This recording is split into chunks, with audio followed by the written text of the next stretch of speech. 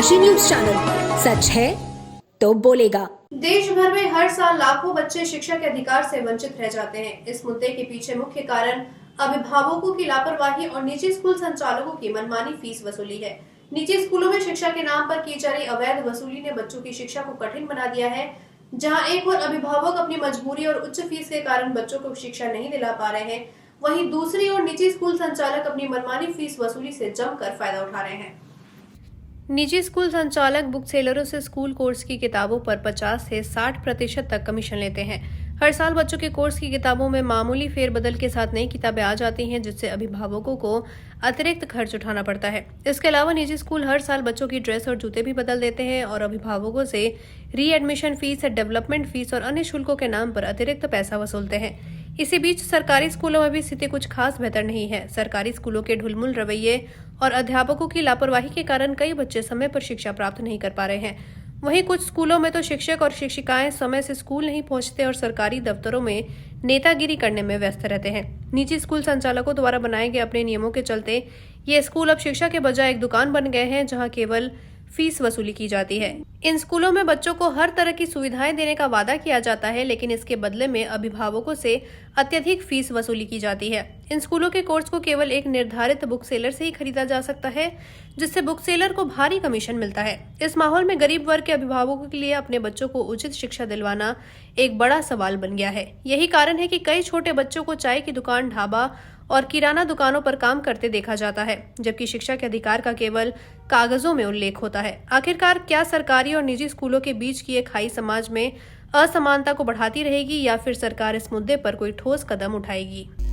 सरकार एक तरफ शिक्षा को सस्ता करने के उपाय कर रही है, तो वहीं शिक्षा के जो अधिकारी है वो इस पर जो है लोगों की जेबों पर असर डाल रहे हैं। ऐसे में जो इसका बिजनेस कर रहे हैं उस पर लोगों पर कितना असर पड़ रहा है। ऐसे में आज हमारे साथ जो है इंडियन केयर सोशल फाउंडेशन की डायरेक्टर शबा खान जी, हम इनसे जानना चाहेंगे कि कितना लोगों पर असर पड़ रहा है कि आज की महंगाई में जो परिवार है, जो गरीब तबके के लोग हैं, वो अपने बच्चों का बोझ कैसे उठाएंगे, उनकी पढ़ाई का खर्च कैसे उठाएंगे, इस बारे में हम जानना चाहेंगे।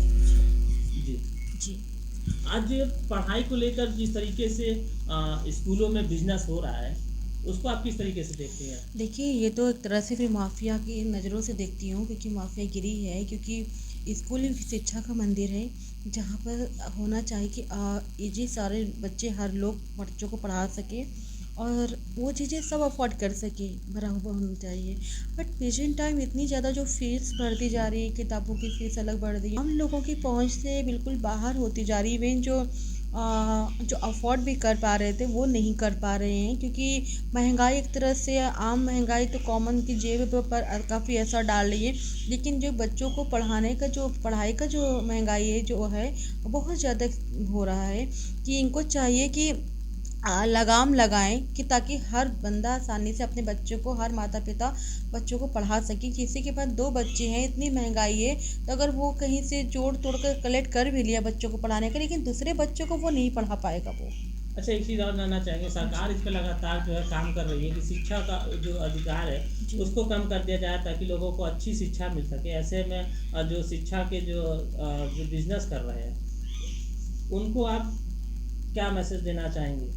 उनको मैं, जो शिक्षा में बिजनेस कर रहा है, मैं उनको ये कहना चाहूँगी कि प्लीज़ शिक्षा को व्यापार ना बनाएं।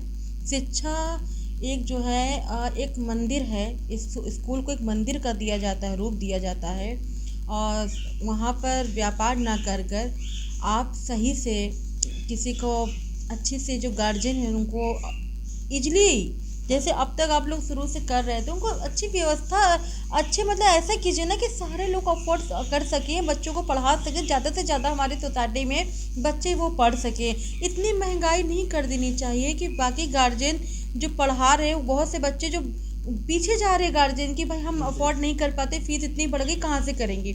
और जो पढ़ाने भी चाह रहे हैं उनके हाथ पैर फूल रहे हैं महंगाई को सोच कर। उनको ये चाहिए कि अगर आप चाहते हैं कि आपके स्कूल में बच्चे पढ़ें, तो प्लीज़ गार्जियन को भी समझे, बच्चों को समझे और शिक्षा को व्यापार ना बनाए।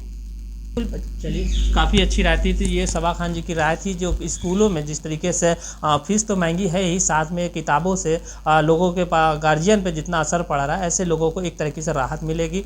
और जो किताबें हैं वो जो पर ईयर जो चेंज हो जा रही है और किसी बच्चे के काम नहीं आ रही है, वो नई किताबें फिर से खरीदना है। इनकी राय ये भी है कि इस पर भी जो है सरकार को सोचना चाहिए कि ताकि जो गार्जियन है उनको भी इससे राहत मिल सके। तो डेनकासी के साथ मोहम्मद इरफान, वाराणसी से। इससे अभिभावकों के जीवन पर कितना असर पड़ता है? असर तो पहुंचता है, अब क्या करें, बताना है अच्छा लगेगा कि नहीं लगेगा। क्या आप कुछ कहना चाहेंगे? खासकर मार्च अप्रैल का जो महीना होता है उस पर ज़्यादा असर पड़ता है पेरेंट्स पर, जी क्योंकि आज की डेट में महंगी फीस है, हाँ, महंगी किताबें आ जी। रही है। जी, महंगी है चाहे सस्ती है, इंसान को पढ़ाना तो है यही है। हाँ, जी, कोई पेट थोड़ी नहीं देखेगा, पढ़ाना लिखाना तो है भैया, हम लोग को करना ही का, चाहे महंगा रहे, महंगा से महंगा रहेगा तब भी हम लोग पढ़ाएंगे इसको। हाँ, पीछे नहीं हटेंगे हम लोग।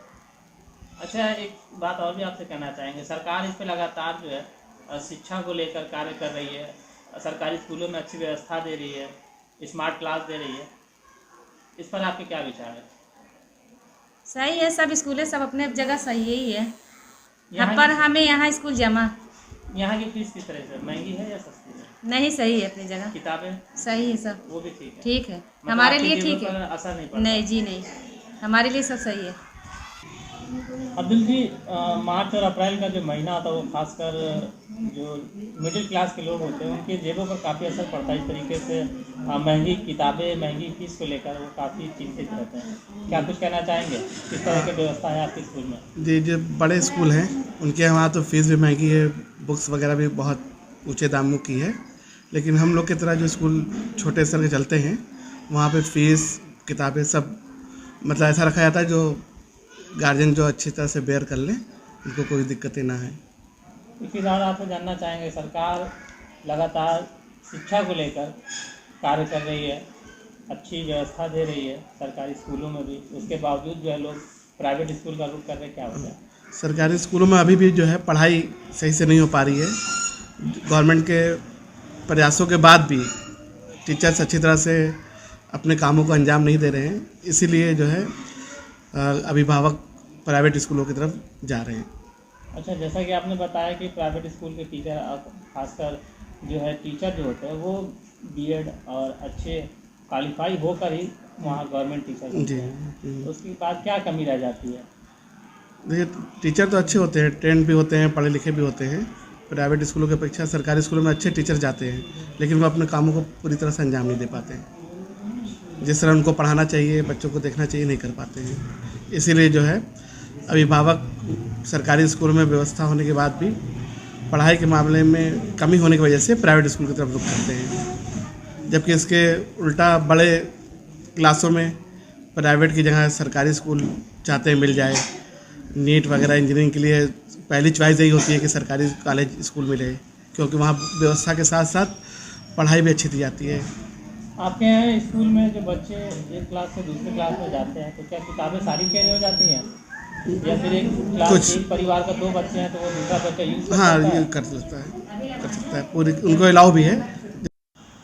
आज की इस महंगाई भरी दुनिया में लगभग जो है आज शिक्षा को लेकर अगर बात की जाए तो जो मिडिल क्लास के लोग हैं, जो गरीब तबके के परिवार वाले हैं, उन पर काफ़ी असर पड़ रहा है। ऐसे में उनकी एक सोच है कि हम अपने बच्चे को एक अच्छी शिक्षा कैसे दें। इसी बीच हमारे साथ शिक्षा अधिकारी हैं, हम इनसे जानना चाहेंगे कि सरकार किस तरीके से जो है, जिस तरीके से शिक्षा को लेकर अलग अलग तरीके से मतलब सस्ता पढ़ाई और अच्छी सुविधा दी जाए, उस पर किस तरीके से जो अलग व्यवसाय कर रहे हैं शिक्षा को लेकर, चाहे जैसे प्राइवेट स्कूल की बात करें, चाहे कोचिंग की बात करें, उसमें हर तरीके से जो है एक तरीके से व्यवसाय हो रहा है। किताबों पर व्यवसाय हो रहा है, स्कूल के ड्रेस पर व्यवसाय हो रहा है। इसी बीच हम जानना चाहेंगे सर आपसे। जी धन्यवाद।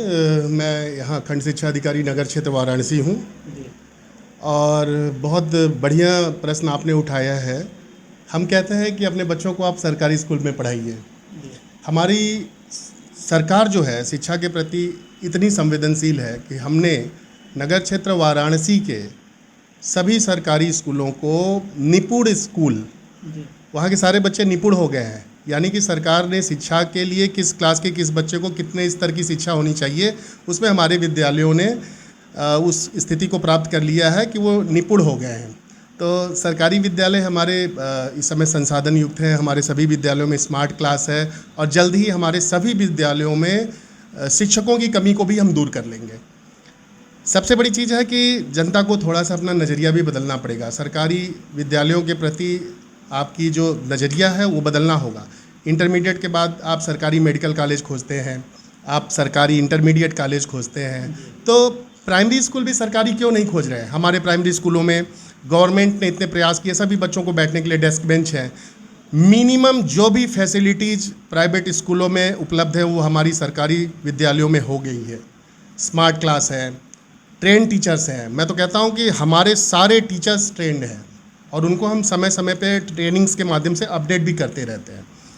सरकारी स्कूलों में फ़ीस भी नहीं लगती है, दोपहर का मिड डे मील हम फ्री देते हैं और साथ ही साथ ड्रेस, जूता, मोजा, नोटबुक, स्कूल बैग के लिए भी 1200 रुपये हम सरकारी विद्यालय के बच्चों के अभिभावकों के खाते में भेजते हैं।